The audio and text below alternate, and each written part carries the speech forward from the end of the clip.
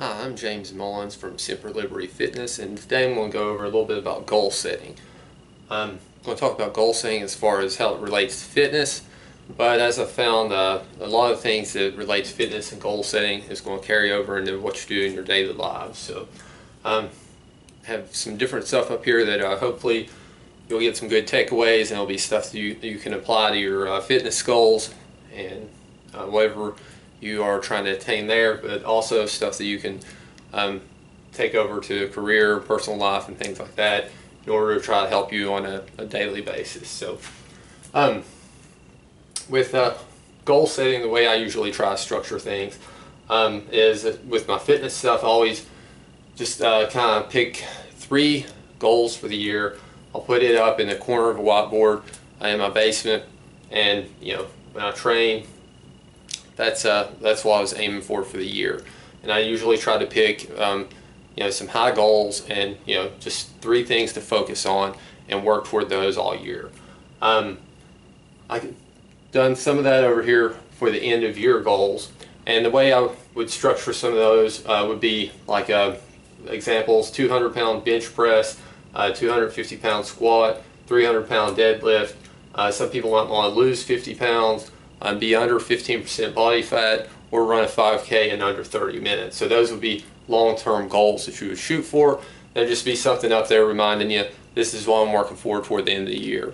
And it's something that at that point in time you can assess and see how you made as far as your progress. So I always structure mine with long-term, like I said, just kind of something that I set aside somewhere that I know that's what I'm working toward. Then I have some medium goals, and then I have short-term goals, and the medium and short-term are all going toward the long-term goals. So what I try to do with them is just whatever I want my long-term goal to be, I just break it up.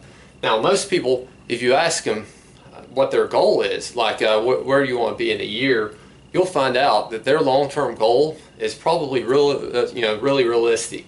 But a lot of times people take that time frame and break it down, and they want to accomplish it so fast that it makes it an unrealistic goal. So if you ask somebody like, a year from now or 2 years from now, what would your ideal physique be, or what would your ideal weight be, they would say, probably, I'd like to lose 20 pounds, which is a realistic thing to do. But people want it today, and if they don't lose that 20 pounds in a month, then they don't think that they're being successful. So you need to have it up there, remind, this is what I'm working toward. And goals like lose 50 pounds seem to be a lot more realistic if you structure it that way. So if our goal is to lose 50 pounds, some of our medium-term goals might be monthly lose 5 pounds, add 15 pounds to the squat, or do 20 push-ups if we're trying to get a higher bench press or a higher squat. Same with 5K time, or whatever the goal might be.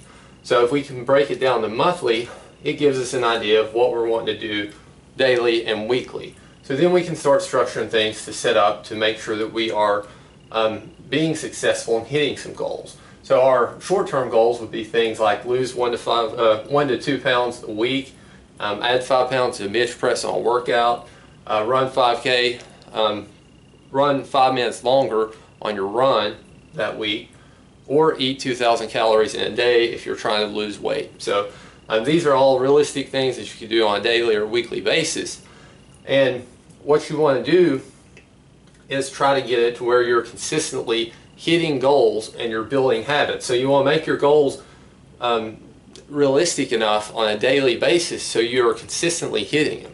And if you're doing that and you're not overcommitting, then you're reinforcing the belief that you can do things. And once you do that enough and you start hitting your short-term goals, then you start hitting your medium-term goals, then you start hitting your long-term goals, it starts reinforcing the fact that you can do anything that you want to do if you have enough hard work and dedication and commitment to it. So don't overcommit and make your short-term goals so unrealistic that you can't achieve them, because then you start feeling like you're failing, and you don't want to think of any of this as failing. You want to just take it one step at a time. Missing goals is not failure. If you miss a goal, it just means that you didn't hit it yet. So you just need to move the time frame a little further, but that doesn't mean that you're not going to achieve that goal. So you can't look at it as failure. So there might be times where I don't hit all 3 of my yearly goals. I'm only hit 2, but I don't give up on the 3rd one. I just move it a little further along and keep planning my short, medium term goals toward that so that I can continue to move toward it. It's been said that the only way to fail is to quit. I think that's a great saying, and that's really the truth. Like, just because you didn't hit that goal in that time frame doesn't mean you failed. You just need to, you know, extend the time frame and you keep working toward it. You might have to alter some of your short-term goals in order to make sure that you're still making the progress you need to, but you don't just give up on the goal. So this is how I kind of relate it all to fitness. You can also relate it to career, you can relate it to personal life. Let's say you're a salesman, you want to set a goal, maybe you're a car salesman, your goal is to sell 100 cars in a year. If you need to do that, then you're going to break it down. It's probably going to be, if you hit 2 every week, you're going to probably hit your yearly goal, which means you have to hit 1 in every 2.5 days, which might seem a lot more realistic than just saying I need to sell 100 cars, or, you know, I need to sell so many in a week. If you were an artist, then let's say your goal was to make $50,000 this year. As an artist, that might be a hefty goal, but if you look at it like, well, I just need to make $4,000 a month, which would mean that I need to make around $1,000 a week, and that means that I would have to make around $200 a day. And then you start looking at, okay, if I sold 1 painting at $200 a day, that would get me to my goal.